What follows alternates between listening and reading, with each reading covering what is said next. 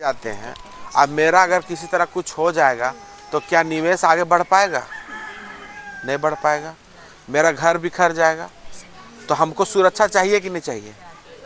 तो सुरक्षा के लिए हम लोग का जो प्रधानमंत्री हैं माननीय श्री नरेंद्र मोदी जी, जो देश के प्रधानमंत्री हैं, उनके द्वारा प्रधानमंत्री जीवन ज्योति बीमा योजना जो 436 रुपया साल में हम लोग के खाते से काटा जाता है। कितना काटा जाता है? 436 रुपया साल में एक बार। क्या हम उसको देने लायक नहीं है? साल में एक बार देने लायक है कि नहीं?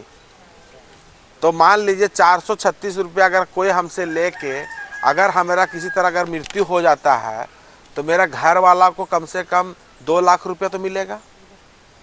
किसी तरह से मृत्यु हो, चलते फिरते बीमार उमार पड़ के किसी तरह भी। इसका एक उम्र सीमा है, 18 से लेके 50 वर्ष के सभी महिला एवं पुरुषों के लिए है। बात समझ रहे हैं? दूसरा, अगर मान लीजिए कि किसी तरह दुर्घटनाग्रस्त के वजह से मेरा कोई अपाहिज हो जाता है, मेरा अंग, मान लीजिए हैंडीकैप जिसको बोलते हैं, अपंग, तो हमको तो भी 2 लाख रुपया सरकार के द्वारा मुआवजा दिया जाता है। ठीक है। दूसरा एक होता है 20 रुपया का प्रधानमंत्री सुरक्षा बीमा योजना। उसमें क्या है कि साल में 20 रुपया आपके खाते से कटेगा, लेकिन सिर्फ दुर्घटनाग्रस्त होने पे ही पैसा मिलेगा।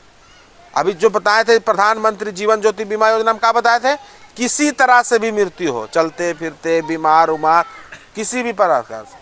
लेकिन 20 रुपया वाला में अगर हमारा किसी तरह से दुर्घटनाग्रस्त हो जाता है, बात समझ रहे हैं ना, मान लीजिए कोई रोड दुर्घटना हो गया, बिजली कड़क के गिर गया, बात समझ रहे हैं ना, सांप काट दिया। अब ऐसा नहीं कि सांप काट दिया आप घरे ले जाके उसको क्रियाक्रम कर दिए, अब पोस्टमार्टम कराना पड़ता है। बात समझ रहे हैं ना, तभी पैसा मिलेगा।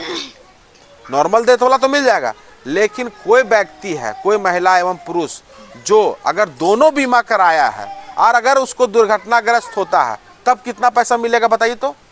मालूम है? 2 4 लाख रुपया मिलेगा। एक तो साधारण मृत्यु वाला भी पैसा मिलेगा और एक दुर्घटनाग्रस्त वाला भी मिलेगा। तो कभी भी किसी का भी अगर किसी तरह का भी दुर्घटना होता है तो उसका जरूर से जरूर पोस्टमार्टम और एक थाना में असना दर्ज भी कराना चाहिए। मान लीजिए कोई पेड़ से चढ़ा हुआ गिर गया पेड़ से, वो एक दुर्घटना है, लेकिन दुर्घटना कैसे साबित होगा? जब तक हम मान लीजिए थाना में सूचित नहीं करेंगे, उसका पोस्टमार्टम नहीं कराएंगे, तो क्या वो सेटिस्फाई हो पाएगा? नहीं हो पाएगा। तो आप लोग क्या बोलते हैं कि इंश्योरेंस का पैसा नहीं मिला, तो एक गलत उसके प्रति चल जाता है कि नहीं जाता है? लेकिन वही पैसा, वही चीज़ अगर मान लीजिए हम कोई पेड़ में चढ़ा हुआ गिर गया, हम उसको क्या किए, थाना में एक लिखित आवेदन दिए कि मेरा